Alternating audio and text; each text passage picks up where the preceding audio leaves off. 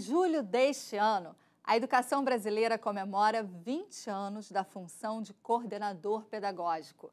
Para celebrarmos a data, darmos os parabéns aos professores que atuaram e ainda atuam neste papel e discutirmos a formação e a inserção deste profissional na escola pública municipal, nós trouxemos um time de especialistas da Escola Paulo Freire, as professoras Valéria do Nascimento Querido e Patrícia Regina Santos Garcia, ambas da Gerência de Formação Continuada da equipe gestora, e Priscila Matos Resinente, da Gerência de Fomento à Pesquisa. Bem-vindas, professoras. As atribuições da função de coordenador pedagógico passaram por uma reformulação. Então, essa pergunta é para você agora, Valéria. Fala um pouquinho sobre essa revisão. Como você falou, Flávia, já vão fazer 20 anos, né, que essa função foi criada. Então, em 20 anos, o mundo mudou. A secretaria também passou por reformulações. Nós temos hoje o quê? As orientações curriculares, o que não tinha na época. A gente acaba de ter, na educação brasileira, também uma novidade. Agora, em dezembro, houve a homologação da base curricular. Então, por tudo isso, já seria motivo suficiente para a gente revisar, né, as atribuições do coordenador pedagógico. Mas eu acho importante a gente falar também do que não mudou, sabe? Porque eu acho que é aí que vem a beleza dessa função. Por quê? Tem uma pergunta para mim anterior a isso que mexe porque eu fui coordenadora pedagógica, né? Assim como a Patrícia, temos vários amigos que hoje são gestores, que ocupam outras funções e que passaram por essa escola, vamos dizer assim, que é a coordenação pedagógica. Como é que surgiu, então, essa função? Essa função surge por conta de uma mudança que a gente teve de uma lei nacional, a nossa LDB. A LDB ela é sancionada em dezembro de 96. E isso também é muito importante da gente falar. Por que a gente teve, então, uma nova lei? Porque o nosso país mudou. A gente passa, então, para uma democracia. A educação vem nessa esteira fazendo toda essa discussão. A LDB vem de uma demanda popular. A LDB vem de uma discussão ampla. Vem de uma demanda também dos movimentos estudantis, da qual eu fazia parte, eu me orgulho muito disso. E aí, então, houve uma necessidade de uma nova lei. Sabe? Uma lei que falasse de democracia, que falasse de gestão democrática, que falasse da participação de todos. Então, a nossa lei vigente, a 9394/96, ela traz, então, essa característica, essa alma.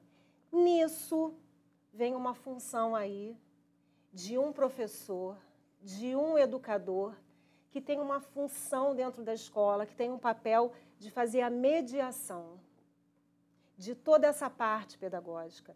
É uma função que ela está, para mim, assemelha ao coração, está no meio.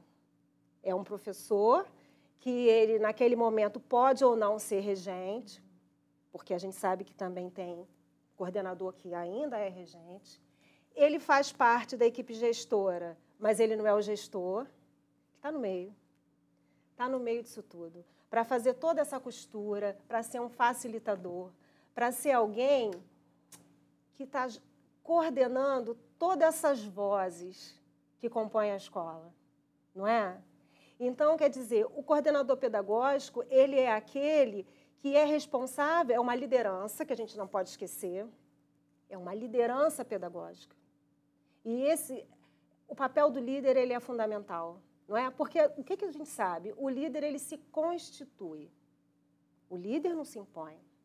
O líder ele vai se fazendo aos poucos, à medida que as suas atribuições, que o seu dia a dia, que o seu cotidiano é o reflexo do pensamento daquela escola. E que escola é essa que nós temos? A escola que abraça as diferenças. Nós somos diferentes.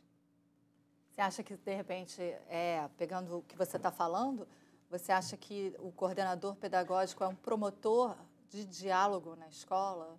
Você estava falando de alguém que é mediador. Exatamente. Mas é alguém que é capaz de escutar todas as esferas da escola e promover Exatamente. esse diálogo? A gente pode entender assim? Podemos sim. Podemos sim. Você falou uma palavra-chave, né? Eu prefiro, quando a gente fala, especialmente de escola, da palavra diálogo a debate. Prefiro. Porque o diálogo não são todas as vozes. É o que eu estava falando, eu queria acentuar essa questão da diferença, porque nós somos diferentes. Eu estava pensando no programa e pensando que nós temos mais de 1.500 escolas nessa rede enorme da qual nós fazemos parte. E nós temos escolas que elas são pequenas, em comparação com outras, no prédio, número de alunos, quantitativo de professores e funcionários. Temos outras que a gente pode dizer que, comparando com uma, ela é gigante. E aí eu fiquei pensando assim, e o coordenador pedagógico, né, nisso tudo? Você pode ter uma escola pequena, por exemplo, que ela tem até mais tensões do que uma grande. E você pode ter uma escola com diferentes especialistas, não é? Professores de várias disciplinas, e você ter até um diálogo mais fluido. Nisso, o coordenador pedagógico, então, ele é fundamental que ele promova esse diálogo. E aí eu quero voltar, Priscila, eu insisto nessa questão da diferença, porque o mundo mudou. Nós hoje temos várias formas de pensar, sempre tivemos, mas hoje está acentuado. Está acentuado porque em 20 anos a comunicação está muito mais rápida, ela está muito mais fluida. A formação desse professor ela tem se dado por diferentes formas. O professor ele se forma na escola, ele se forma pelo celular, ele se forma por blogs, pela rede social, assistindo canais, olha quanta coisa. Agora, quando o coordenador pedagógico, ele conhece esse grupo, ele está atento a todas essas vozes, é na escola. Ainda é a escola o melhor espaço para promover todo esse diálogo, para trazer todos esses conhecimentos, né? Então, o coordenador pedagógico, ele é uma função primordial. Agora, foi bom você falar isso, porque quando a gente pensa nesse diálogo, nessa escuta, o ideal é que a gente tenha uma proposta para essa escola. E talvez daí surja o projeto político-pedagógico nesse sentido também. Qual é a importância do projeto político-pedagógico para o coordenador pedagógico e para a escola? Pergunta maravilhosa. E eu vou te dizer por quê. A gente estava falando da questão das leis, né? A LDB também, ela traz nela, ela já aponta para a necessidade do projeto político-pedagógico. E aí, eu não vou ficar só nessa questão legal, porque aí toda escola tem. Eu quero pensar com vocês a beleza que tem nisso, porque a escola, ela tem uma narrativa. Cada escola tem a sua narrativa, sabe? E que é uma narrativa daquele lugar. É uma narrativa que ela não se transfere. Sabe? Você pode ter uma escola, por exemplo, que ela fica do ladinho da outra, como nós temos na rede. Eu já convivi em escolas assim. Um muro divide a escola. Às vezes é dentro do mesmo terreno. Às vezes no mesmo terreno. Você, às vezes, tem uma família com mais de um filho e que ela tem um filho aqui, outro ali. Você tem um professor que ele pode estar trabalhando de manhã numa, à tarde outra. As escolas são diferentes, o universo ali é outro. E o projeto político-pedagógico, então, ele reflete, ele retrata a história única daquele lugar. A escola que se fez com essas narrativas que são de todos e de cada um. Então, ali, o que a gente vai ter? Como é que aquela escola está? Qual a visão de mundo que essa escola tem? O que ela espera daquele lugar, daquele público, daquela educação, onde ela está e aonde ela quer chegar. Então, o projeto político-pedagógico ele é fundamental, escrito por todos, que todos se sintam representados, que os valores que aquela escola persegue estejam ali. E tem uma coisa interessante, a gente trabalha muito. Então, quando você registra aquilo que você espera, que seja seu objetivo, seu desafio, e você volta e você lê ali, olha o que a gente perseguia. Olha o que a gente estava querendo. Isso a gente já venceu. Isso a gente já conseguiu. Isso dá para a escola uma nova energia, um impulso para que ela possa perseguir outros objetivos, não é? E tem uma outra coisa também que eu acho que é muito importante quando você fala da questão do projeto político-pedagógico.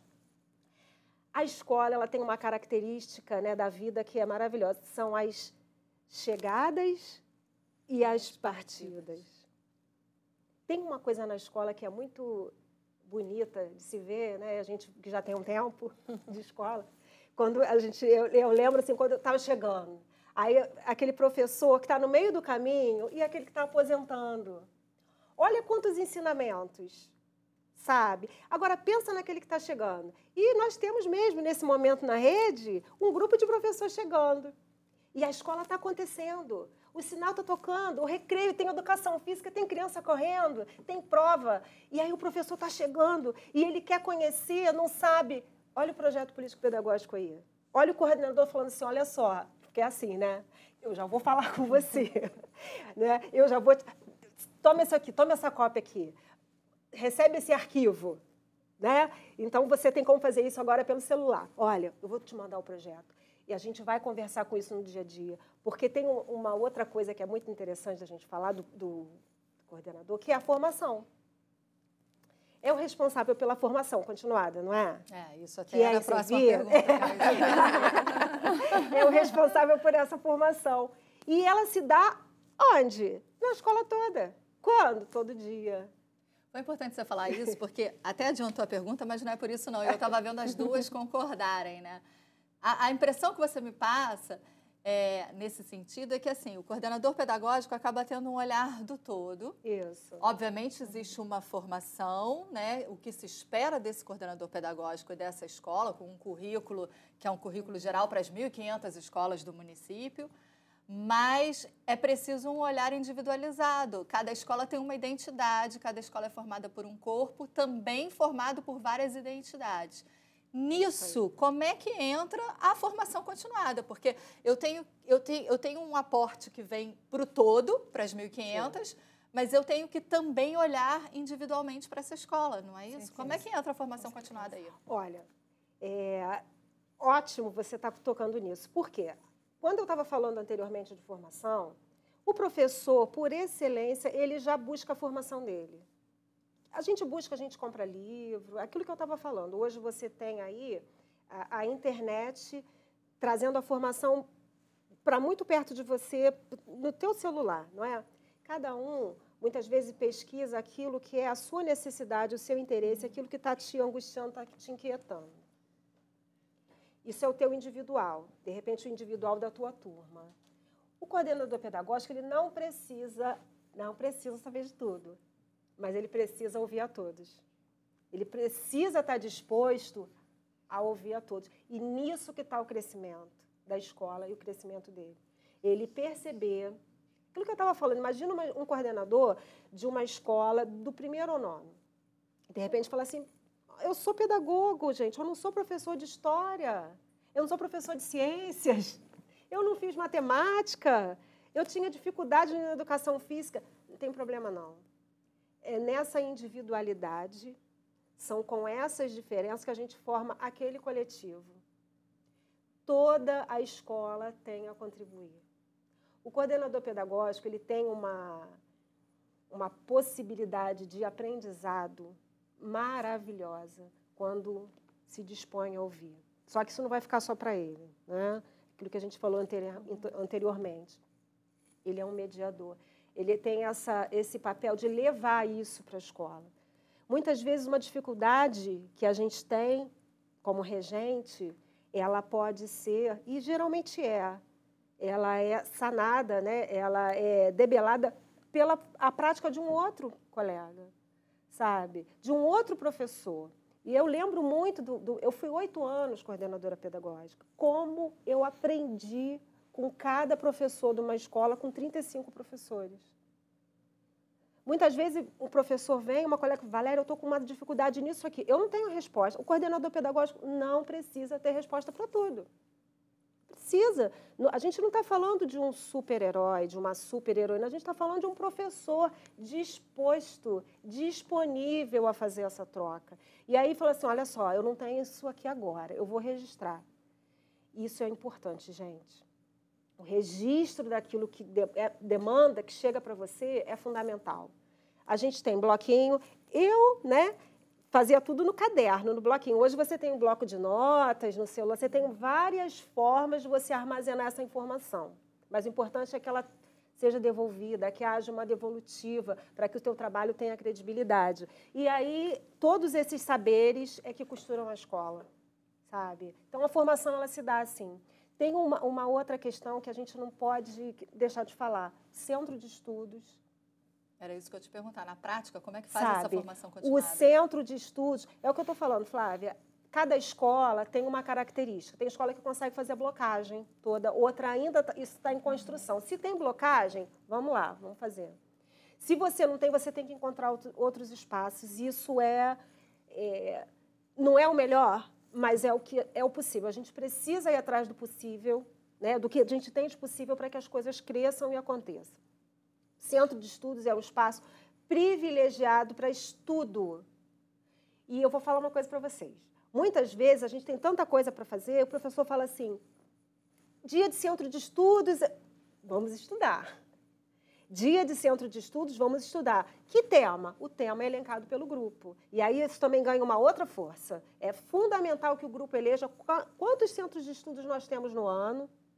Tantos.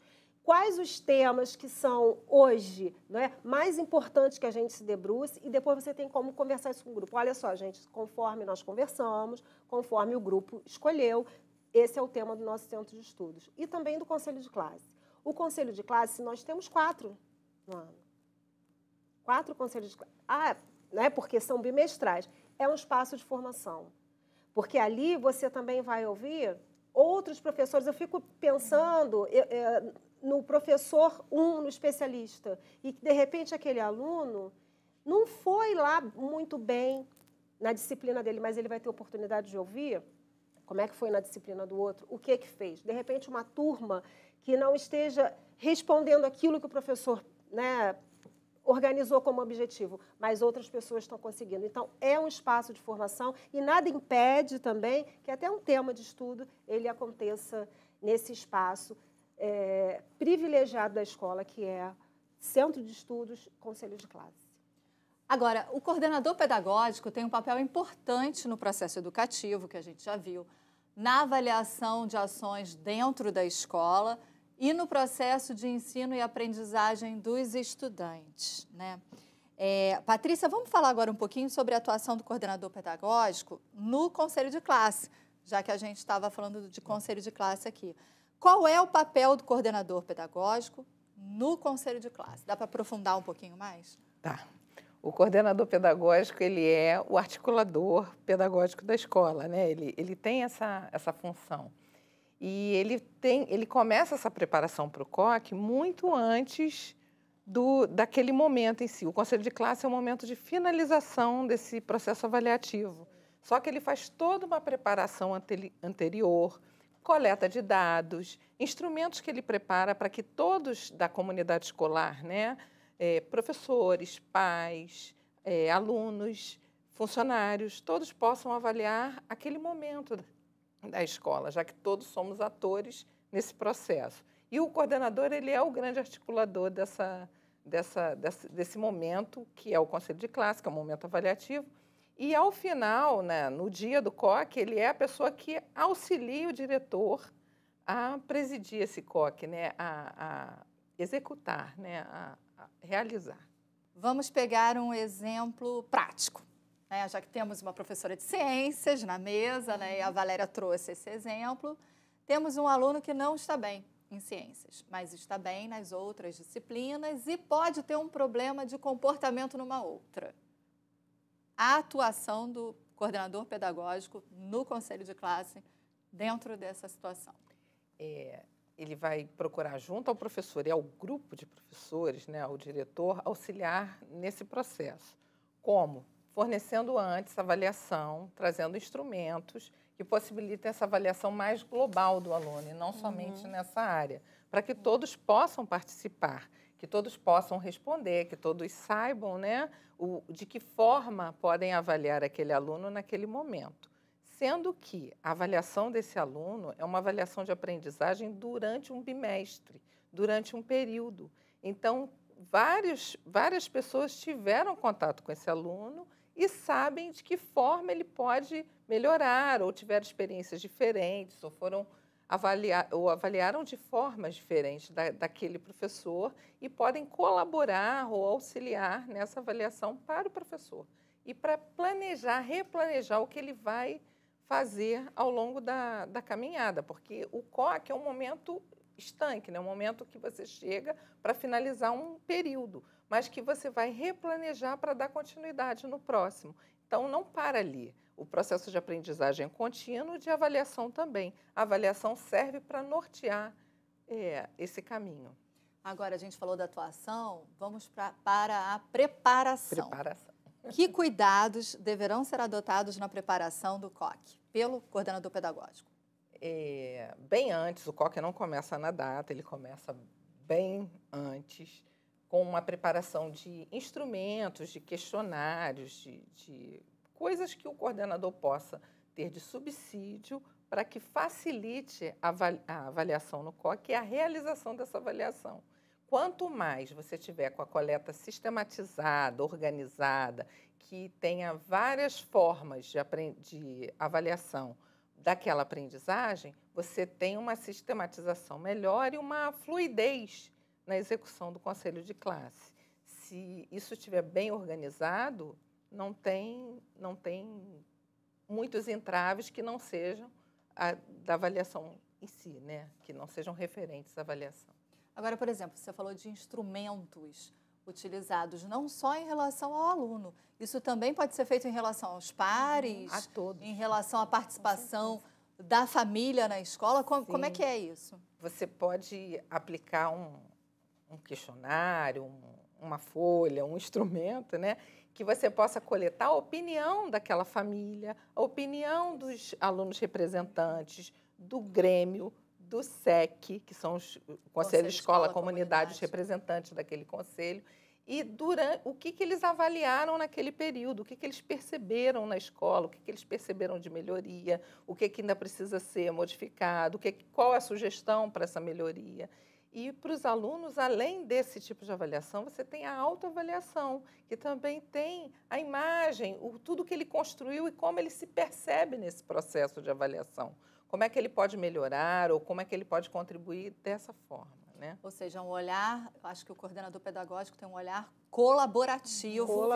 Articulador. Coletivo e colaborativo no COC, né? Com certeza. E como auxiliar no desenvolvimento do COC? Para um conselho de classe bem-sucedido, você tem que preparar o que você vai utilizar. Vídeos, textos, todo o andamento. A própria sala, a própria sala, né? Organização, limpeza, material disponível, o que as pessoas vão precisar, de que forma vai ser organizado para poder fluir melhor, para ter uma dinâmica melhor que otimize tempo, né? E que seja mais significativa para aquela avaliação, para que ela seja mais produtiva. Então, se você tem isso bastante estruturado e organizado, como eu falei anteriormente, no dia é só uma questão de organização de quem vai falar, quais são os instrumentos que nós vamos utilizar. E essa participação ela é significativa se ela tiver a presença de todos. Ela é rica, é um momento muito bonito de ver a avaliação da escola como um todo, nesse processo de aprendizagem. Se os pais, os alunos, os representantes, né? Porque não dá para você acolher toda a escola naquele momento, mas se você consegue levar para o conselho de classe os representantes do Grêmio, os representantes de turma, os professores, representante funcionário, representante pai, uma riqueza de informação e de diferentes olhares e de diferentes lugares que as pessoas estão olhando, que só tendem a colaborar, a contribuir, a enriquecer esse processo. Eu falei anteriormente sobre a questão da liderança do coordenador, né, que ela se constrói. E a Patrícia está falando uma coisa muito importante, que é essa preparação. A escola, ela observa um ao outro o tempo todo. não é? Aquilo que eu estava falando, liderança, ela se constrói. E a Patrícia está falando de um momento anterior, um contínuo. Ela está o tempo todo ressaltando. O coque, ele não começa ali, ele começa antes. Então, toda essa preparação, toda essa escuta, toda essa conversa que vai se dando antes do coque, esse coordenador, ele está sendo visto, ele está sendo observado, ele está sendo exemplo. E ele está levando, ó, vamos ouvir a todos, vamos ouvir a cada um. Então, ele vai ser exemplo, sim, para o grupo dele, vai ser exemplo para esses responsáveis que procuram muito o coordenador pedagógico, não é? O coordenador pedagógico, ele é um professor que é muito procurado pelos pais, pelos alunos também. Então, nessa observação, nessa convivência, essa liderança se constitui e ela se reflete na sala de aula. Tem uma outra coisa que ela falou, muito importante, são essas vozes que compõem esse espaço do conselho de classe. Uma experiência que eu vivi com o meu grupo durante esses 8 anos, a gente chegou num ponto, nós fazíamos conselho de classe com as crianças anteriormente. Momentos belíssimos. As crianças são, assim, muito capazes de opinar, de indicar caminhos, de se autoavaliar. Então, ela estava falando o ambiente, texto para reflexão, experimentem. Desde a educação infantil. É uma dica. Funciona. Você imagina você sentar a sua turma ali, registrar, se são muito pequenos, ainda não escrevem, você que vai escrever, fazendo uma avaliação daquele bimestre, qual foi o melhor espaço da escola, o que deu certo, o que não deu, o que eles esperam. O professor também se colocar, né, ali para ser avaliado pela turma, não é problema nenhum, isso acontecendo dentro do ambiente de respeito, flui e a escola cresce. Então, esse é um aspecto. E o outro, pegando, quando você fala da Priscila como professora de ciências, e eu também tinha falado isso, quando um aluno pode não ir bem numa disciplina e ir bem na outra. E aí eu queria trazer a questão da avaliação como na lógica da inclusão. Avaliar é incluir, nunca excluir. Então, a gente tem sempre aquilo. Bem, eu sou professora 2 e a minha formação é em língua portuguesa. Então, se o meu aluno não está bem na minha disciplina, eu vou ouvir o outro. Eu vou entender por que ele pode não ter ido bem na minha e ter ido na outra, porque eu quero incluir. Eu quero que meu aluno avance, eu quero que meu aluno se sinta bem na escola, que ele aprenda, que ele se dê conta que ele aprendeu, que ele é capaz, que ele tem muitos aprendizados e que aqui na escola, seja qual for a disciplina, seja com qual for professor, ele vai ter espaço de trazer os conhecimentos, os saberes e as dúvidas. Não é?